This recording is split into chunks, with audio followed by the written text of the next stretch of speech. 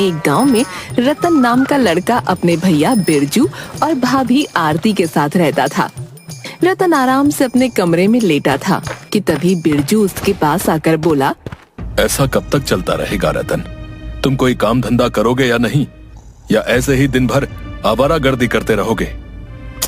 भैया आप तो हमेशा मेरे पीछे ही पड़े रहते हैं। तुम्हारी चिंता होती है भाई, इसलिए तुम्हें बोलता रहता हूँ।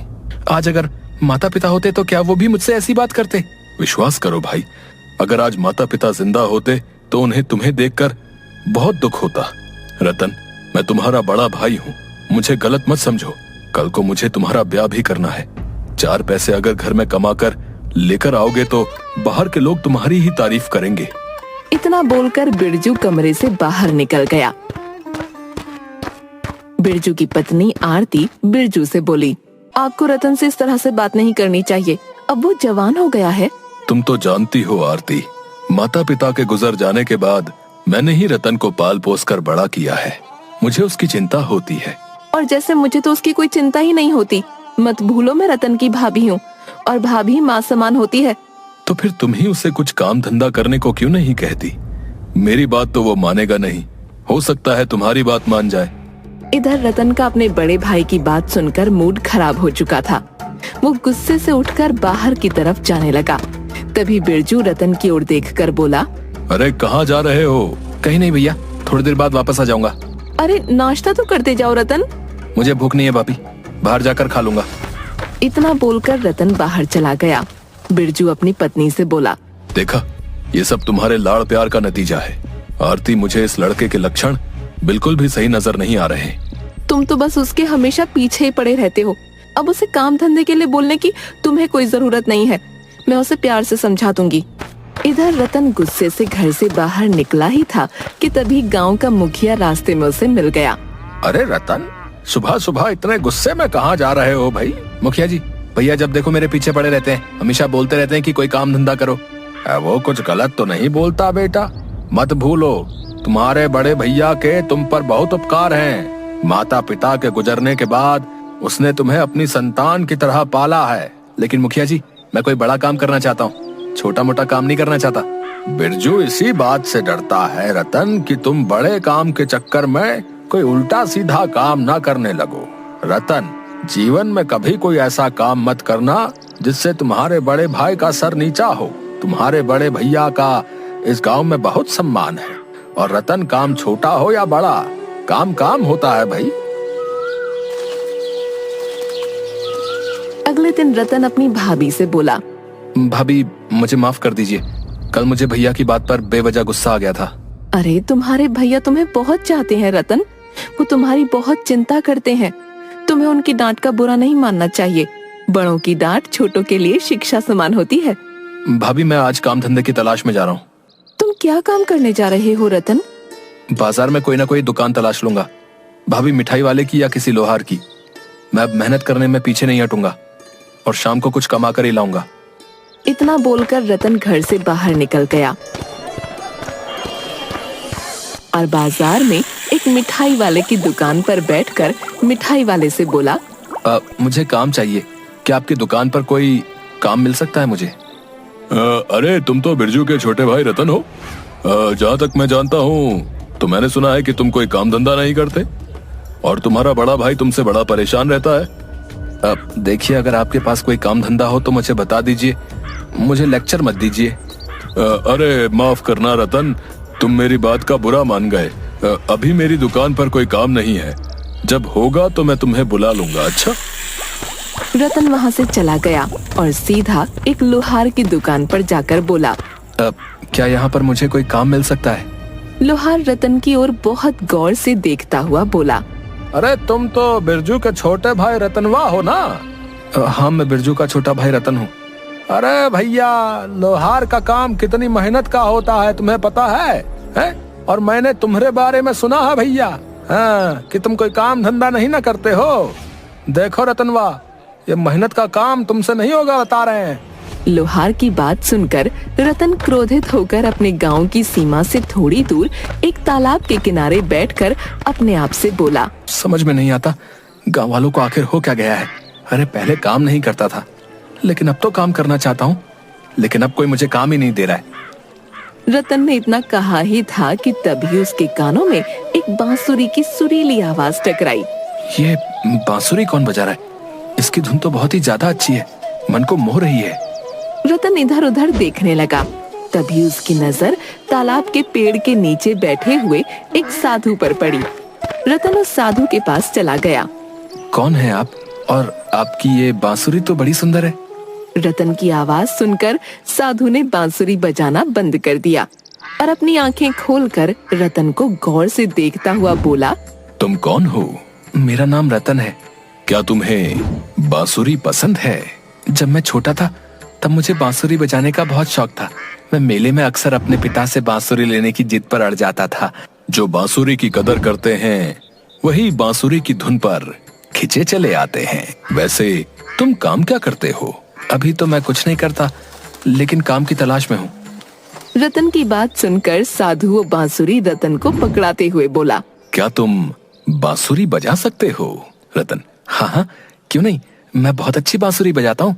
रतन बांसुरी बजाने लगा। तुम वाकई बांसुरी बहुत अच्छी बजाते हो। तुम बांसुरी बजाने का काम क्यों नहीं करते? कैसी बातें कर रहे हैं बाबा? बांसुरी बजाने से क्या धन कमाया जा सकता है? तुम्हारे हाथ में जो बांसुरी है वो कोई मामूली बांसुरी नहीं है, बल्कि एक जादुई बांसुरी है। आज से तुम इसी तालाब के किनारे बैठकर बांसुरी बजाना और इस बांसुरी का कमाल देखना। इतना बोलकर वो साधु बड़ी तेजी से वहाँ से चला गया। अजीब साधु था। तालाब के किनारे बांसुरी बजाने से ऐसा कौन सा चमत्कार हो सकता है? लेकिन एक बार मुझे बांसुरी बजाकर देखनी चाहिए। मैंने भाभी से वादा किया है कि मैं आज कुछ ना कुछ कमा कर घर पर लाऊंगा। अगर खाली हाथ गया तो भी भाभी मुझे गलत समझेंगी। इतना बोलकर रतन तालाब के किनारे बैठकर बांसुरी बजाने लगा। रतन अपनी ही बांसुरी की धुन में इस कदर खो गया कि उसे पता ही नहीं चला कि उसके पीछे कब एक बेहद सुंदर युवती जो कि आभूषणों से लैस थी उसके पीछे आकर खड़ी हो गई। तुम वाकई बहुत अच्छी बांसुरी बजाते हो। रतन ने जैसे ही पलट कर देखा तो वो सुंदर युवती को देखकर हक्का बक्का रह गया। तुम कौन हो? रतन की बात का उस स्त्री ने कोई जवाब नहीं दिया। उसने अपने सारे सोने के आभूषण उतार कर रतन को दे दिए और चुपचाप वहाँ से चली गई। रतन खुशी खुशी सोने के गहने लेकर घर चला गया। रतन, तुम्हारे हाथ में इतने ढेर सारे सोने के आभूषण कहाँ से आए? भाभी, ये सब मेरे हैं और मैं ये सब कमा कर लाया हूँ। ऐसा कौन सा काम कर रहे हो तुम कि एक ही दिन में इतने सारे आभूषण खरीद कर ले आए? कहीं तुम कोई गलत काम तो नहीं कर रहे? नहीं भाभी, ये सब मेरी इस बांसुरी की धुन का कमाल है। इतना बोलकर रतन सारी घटना अपनी भाभी को बताने लगा। मुझे कुछ सही नहीं लग रहा रतन, ये बांसुरी तुम उसी साधु को वापस करके आओ। मुझे तो ये कोई और ही चक्कर लगता है। नहीं भाभी, मुझे वैसे भी अमीर बनना था और इससे अच्छा साधन अमीर बनने का मुझे और कहीं नहीं मिलेगा। इतना बोलकर रतन अपने कमरे के अंदर चला गया। कुछ देर बाद उसका बड़ा भाई बिरजू रतन के पास आकर बोला, रतन, ये मैं क्या सुन रहा हूँ? तुम्हारी भाभी जो कह रही है वो सब सच है? हाँ भैया, वो सब सच है। अब से आपको काम करने की कोई जरूरत नहीं है। मैं कुछ दिनों में इतना धन कमाकर एकत्रित कर दूंगा कि हम इस गांव में सबसे ज्यादा धनवान हो जाएंगे। रतन, तुम्हें क्या हो गया है? मुझे तो लगता है कि उस साधु ने तुम्हारे ऊपर कोई जादू कर दिया है। तुम्हें ये सब कुछ गलत सा नहीं लग रहा? नहीं भैया, मुझे कुछ गलत नहीं लग रहा। बिरजू गुस्से से पैर पटकता हुआ वहाँ से चला गया। अगले दिन जब रतन सोकर उठा तो उसे सोने के आभूषण गायब मिले। रतन गुस्से से अपने भाई के कमरे में जाकर उससे बोला, कल जो मैं सोने के आभूषण लेकर आया था वो कहाँ गए? मुझे क्या पता वो कहाँ गए। बिरजू की बात सुनकर रतन गुस्से से आग बबूला हो गया। भैया, ये क्यों नहीं कहते कि जब मैं कल वो सोने के आभूषण लाया था तो आप मुझे देखकर जल भुन गए थे? ये क्या कह रहे हो रतन? तुम्हें अपने भैया से ऐसे बात करते हुए शर्म नहीं आती? मैं बिल्कुल सही कह रहा हूँ भाभी।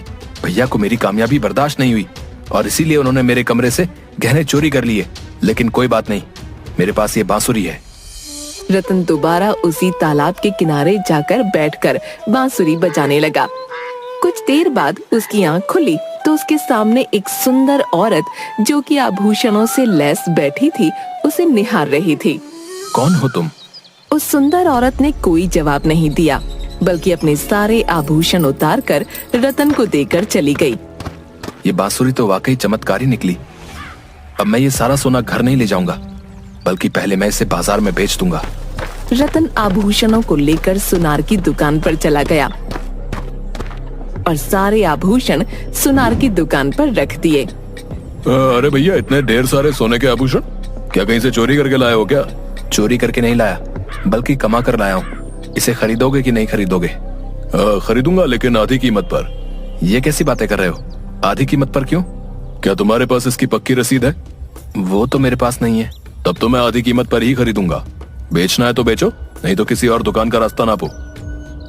रतन अपने आप से बोला। आधी कीमत पर बेचना भी बुरा नहीं है, कल और जाकर कमा कर ले आऊंगा। ठीक है, मुझे इसकी आधी कीमत ही दे दो। सुनार ने रतन को सोने के आभूषणों की आधी कीमत दे दी। रतन पैसे लेकर अपने घर आ गया। उसके हाथ में इतने ढेर सारे पैसे देखकर उसका बड़ा भाई बिरजू बोला। रतन, ये इतने ढेर सारे पैसे तुम कहाँ से लेकर आए? बिरजू की बात सुनकर न जाने क्यों रतन को बुरी तरह से क्रोध आ गया। आपको इससे क्या मतलब है भैया? आप ही कहते थे ना कि कुछ काम कर लो, कुछ काम कर लो। अब जब मैं ढेर सारे पैसे कमा रहा हूँ तो मुझसे इतने सारे सवाल क्यों पूछ रहे हो? इतने सारे पैसे कमाने में 1 साल बीत जाता है। एक दिन में इतने सारे पैसे या तो केवल एक बहुत बड़ा बिजनेसमैन कमा सकता है, या फिर कोई बहुत बड़ा चोर। सीधे सीधे क्यों नहीं कहते भैया कि आप मुझसे अब जलने लगे हो? लेकिन चिंता मत करो, कुछ दिनों बाद मैं इस मकान को छोड़कर चला जाऊंगा और अपने लिए एक आलीशान कोठी बनवाऊंगा। तब मेरी कोठी को देखकर आराम से चलते रहना। इतना बोलकर रतन अपने कमरे में चला गया।